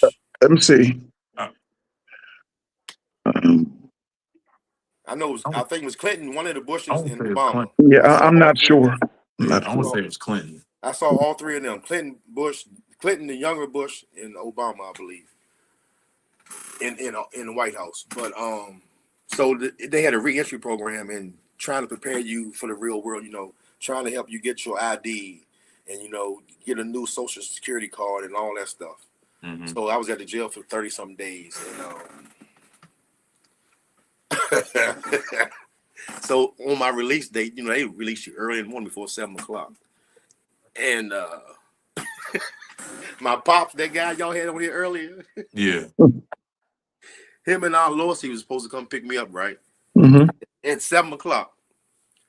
So I'm standing outside, and it's sprinkling. I don't mind the rain because I ain't used to being outside. So I don't mind the rain. It's sprinkling, 7 o'clock. It's still halfway dark. And I remember 97, the only cell phone I remember is New Jack City, and that one with that antenna on the back window. We didn't have no cell phone. Might have a pager or something. But this is fast forward to 2009. I seen a lady walking towards me with a yellow cell phone. I said, "Excuse me, ma'am. Can I use your cell phone?" She said, "Yeah, sure." And I remember the number because then you had to remember numbers. That's right. So I called. I think I might have called Aunt Loyalty's house or somebody. I think my dad had one of them phones. I don't know. I called somebody and I was reaching out to see where my dad was at. He said, "Man, oh shit, man, we late, man. Man, I'm waiting on Loyalty. Loyalty waiting on me, something like that." You standing outside waiting to come home. Yeah, I And wasn't. they- Hey, look, I wasn't gonna walk away though. So Right. they finally pull up, and you got to think. Remember, I said that I was scared going into prison, Yeah. not knowing what to expect, not knowing how to conduct myself. Mind your business, be yourself, and don't get no debt. Now I'm scared because riding from Coffeewood to back to the jail, all I had seen for 12 years was blue and orange. Mm-hmm. Then I started noticing the dead animals on the side of the street. Different colors played with my eyes for a while. Right. And I was scared coming back to society on what to expect from the age of 23 to the age of 35. People still living. Right. Kids are grown. You know what I'm saying? People have passed away. I even got a chance to come back to my grandmother's funeral. And I think that was 98 or 99, Blanche Clarke. Mm-hmm. And I was shackled for 9 hours. That's when I was in the receiving unit. My grandmother passed away. And I got the opportunity to come back to her funeral. And I was shackled for 9 hours, but I was just glad to be there with my family. You know what I'm saying? But I didn't know what to expect coming out back to society, And I remember going to my mom and dad's house, and the ceiling was small. And, I'm 4'2", and I'm talking about the ceiling is small. But, I used to be in them big places, and there was always a light on. Right. They had floodlights on at nighttime, and you had to sleep with one eye open, Because at Coffeewood, I remember 2 dudes getting in an argument on a basketball court, and they lived in the same building. This is the airplane hangar. This is not sales. They live. It's probably 60 to 70 dudes in a wide open building. Bunk bed, bunk bed, bunk bed, bunk bed. And they got in an argument over a basketball game or whatever. One of them dudes crawled under 3 or 4 bunks and beat that dude in his face with a lock and a sock from an argument on the basketball court. So, I mean, hey, man, you just got to mind your business, be yourself, and don't get no debt. That's right. I never played no poker, none of that. I learned how to play chess. Mm-hmm. I'm not, so. But I had to sleep with the light on at my mom's house for a while. Right. And it was too quiet because somebody was talking all the time. Every night somebody was talking. But in the house, it was quiet. Right. I couldn't sleep. So it took some adjustment, Mm-hmm. Taking a shower with not having no shoes on. Going into the store. Hey, I still eat that gum today because I remember my first weekend home, man. They tricked me real good. So that was a Wednesday or Thursday. I went to my sister's house in DC on Friday, and the time frame is when Allen Iverson was playing with the Pistons. That was the time frame because I was mad because Allen Iverson didn't play that game. And me and Josh and them sit there. Me and Timmy and them sit there and watch that game, right? And I bought a pack of gum. You know the pack of gum that you can take the thing off and open it up. Mm-hmm. Yeah. I didn't even know how to throw trash in a trash can at Sheets, man. Wow. I didn't even know how to open the trash can. I didn't even know how to open the gum. Small stuff like that. You know what I'm saying? Right. But so I stayed there. My sister took me shopping, and we came back on Sunday. And we pulled in my mom's driveway, and I seen all these people in the yard. I'm like, man, she just started laughing. So I get out the car. I try to go around the side of the house. They was around there deep frying fish. They That's said, right. nah, Uncle Mike. Mike called said, nah, you got to go in the front door, dog. I'm like, come on. I'm trying to go through the back door. Said, nah, Slim, you got to go through the front door. It was probably 20, 25 people out in the yard, the kids out in the yard playing, people sitting on the porch. And the dude came to the door, came outside, and he was tall, light-skinned. And a few minutes later, I said, who was that? They said, that's Tevin. That's Breeze's son. Mm-hmm. Man, I used to stay up in Middletown with Breeze when I went to Lord Fairfax, Breeze, the cook. Mhm. Tevin was a little kid. Tevin 6'2", 6'3" now. Yeah. So I go in the house. There's 20 people in the house. I'm like, oh, my God. So Mike, you remember? I think my dad said a prayer, and man, I cried like a baby. Yep, that's right. And ate good. That's right. But before that, after my dad had prayed, I was there probably 20, 30 minutes, and thank you, Uncle Buster. That's right. He must have seen my facial expression, my body language, or whatever he saw. He said, "Come here." He said, "Let's take a walk." We walked past your mom's house, Brian. Mm-hmm. I said, "Thank you, Uncle Buster." He just because think about it. I was scared going to prison, scared coming home, and you dealt with who you dealt with in prison. If you didn't deal with somebody, you didn't deal with them. If you didn't want to talk, you didn't have to talk. But now I'm home. This is my family. Right. I don't know these people. They don't know me. But they're not looking at it like that. They remember little Dwayne. Mm-hmm. I felt uncomfortable in that moment, and Uncle Buster knew it. Because, like I said, if you don't want to talk to somebody, yesterday I was inside of a cell or in an institution, and I didn't have to talk. I could be quiet the whole day. Now I got 40 people coming to me. "Hey, cuz, what's happening?" I'm like, "Oh my God." That was a So lot. I have to say this because we've been on here for an hour and 47 minutes. And we've talked to Kyrie and George, Jarrell, your dad, Ratcliffe. But I think that we need to take a second to talk about the real rock, in my opinion. And that was your mom, man. Mm-hmm. Because she never wavered from you, Train. Yeah. Not a day went by that she wasn't thinking about number 9, Mm-hmm. Dwayne Little Train Clarke. That's right. Okay. And she never left your side, man.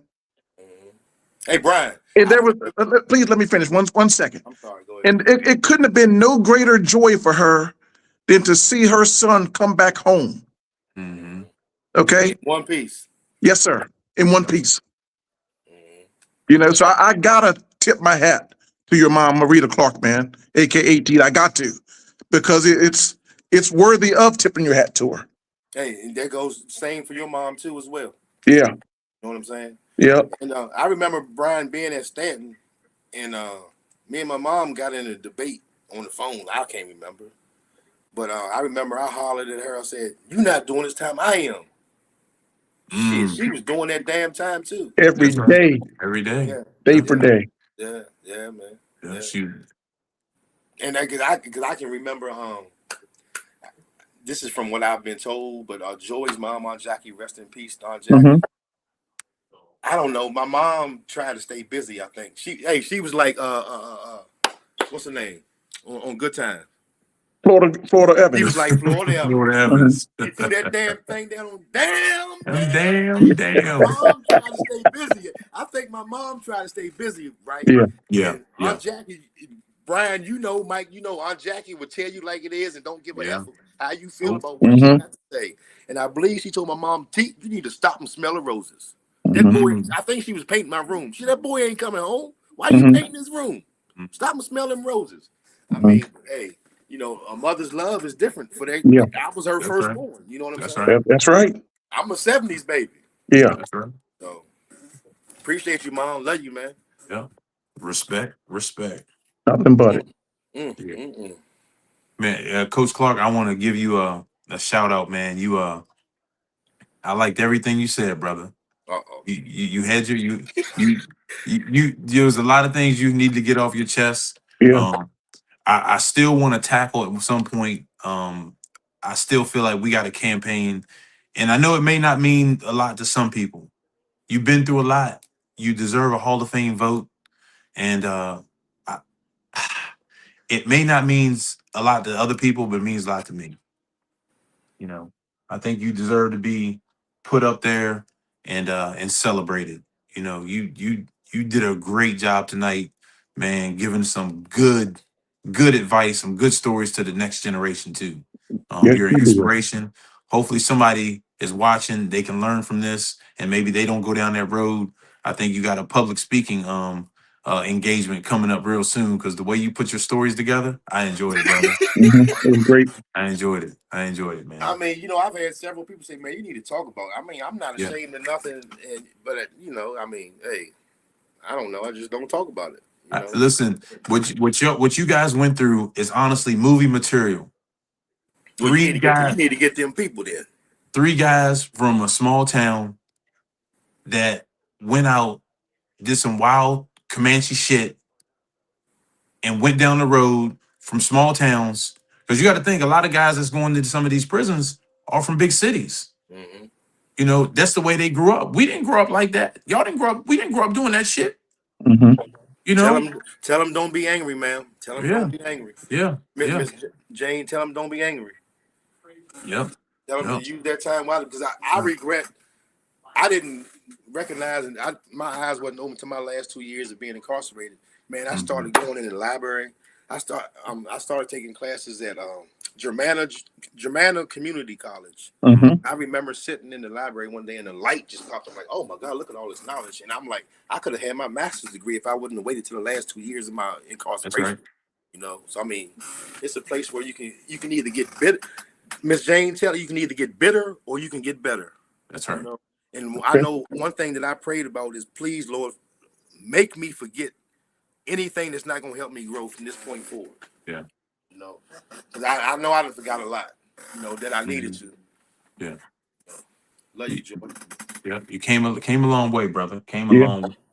I'm glad to be by your side. I speak to you on a daily basis. I appreciate everything you've done for me. I mean, we started the Ugly Truth from the ground roots, just messing around in the front yard, just shooting the shit, and just talking, and we here now. And thank you for sharing your ugly truth. Appreciate y'all, man. Appreciate y'all. Yeah. And Mr. Woodruff, I appreciate you for jumping on. Go Yes, ahead, sir. Yes, Dwayne. No, Brian. He asked every other guest. He won't even ask me who I think my top 5 or 10 is. Brian, come on, man. Yeah. He never did ask you that, did he? He never did. What, we gonna go through your Mount Rushmore of football players or basketball? Let me ask you this one, Mr. Dolman. Go ahead, Coach. All right, Mr. Clarke. Who is your top 5 Mount Rushmore athletes from Clarke County High School, from when the inception of when blacks started going to Clarke County till today? But in any sport, just your top 5. Well, see, you changed the landscape. I would just think about football. Thank you, Miss Leona. The best ever, and for me, in my opinion, the best athlete in this whole Shenandoah Valley is Roger Johnson, Superman. Okay. Mm-hmm. Some of y'all young kids might remember Superman from North Kent Street, but Roger Johnson, in my opinion, is the best athlete from the Shenandoah Valley, and I only heard stories about him. Okay. But I knew him as a man. Number 2.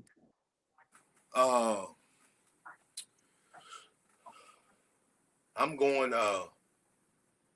And this is for me. This is just not Clarke County. I'm going. John Doman. John Doman from Hanley. Okay. Yes, John. All right.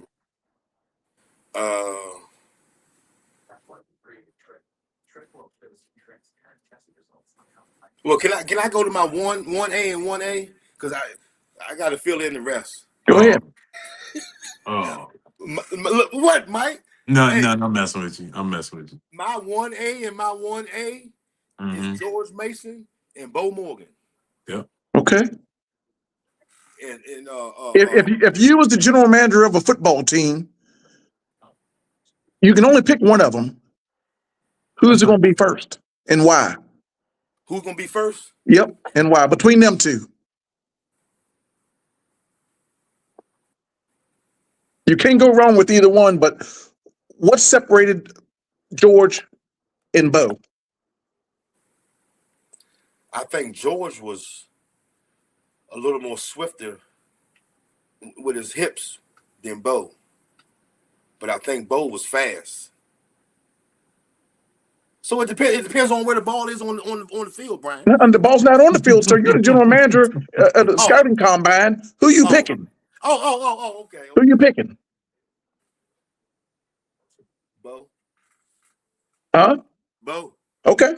All right, you had one more to go. Who's the last?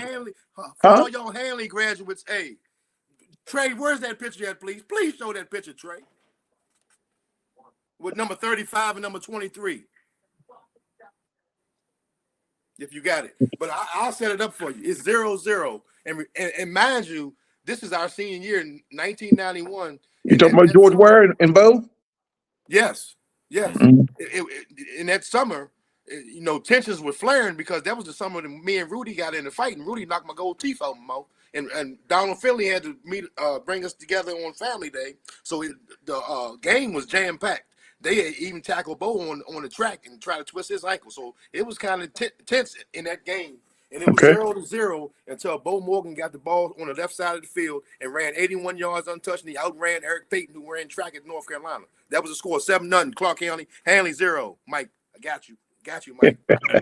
I got that one on video. I got your back, dog. I got that film. I got the film. I got the film just in case somebody wants to verify. Yeah, man. Appreciate y'all, man. Hey, yeah. We had that Bay special too, Dante. That was when I was a sophomore. When they was letting Martinsburg grab me by my jersey and sling me around and stuff in that first game. Marcellus Basie. They was. That man said, "Go Brian, team." you remember that? They was grabbing me by my jersey, slinging me around. Man, come on, man. What am I doing out here? Oh, man. Definitely fun times, man. Mm-hmm. Gentlemen, well, my time has passed me. Coach Clarke, once again, man, I appreciate you. I love you, dog. Mr. Woodruff, much respect and much love to both of y'all. Likewise, right back at both for you guys, man. Love you, bro. Had nothing but fun. Coach Clarke, we appreciate you sharing your story. And once again, this is the Ugly True Sports Podcast. Hey. And we thank everybody for chiming in. True. Hey, we appreciate everybody tapping in, man. Hey, like and subscribe to our YouTube page, The Ugly Truth Show. We on Facebook, we on IG, we on TikTok. Hey, like and subscribe to our social media pages. Hey, we're gonna be outside. We're gonna be outside this summer. Yeah, we got the C. Russell tournament coming up. Thank you, light skin. Yeah. C didn't even invite me to referee it, man. I'm mad about that too. What? I'm telling you, I never told him, but he has never given me the opportunity to referee that tournament. No, they call all light skin, so dark people call. call. Have to make a call to the mayor. Yeah, I have to do something. You know.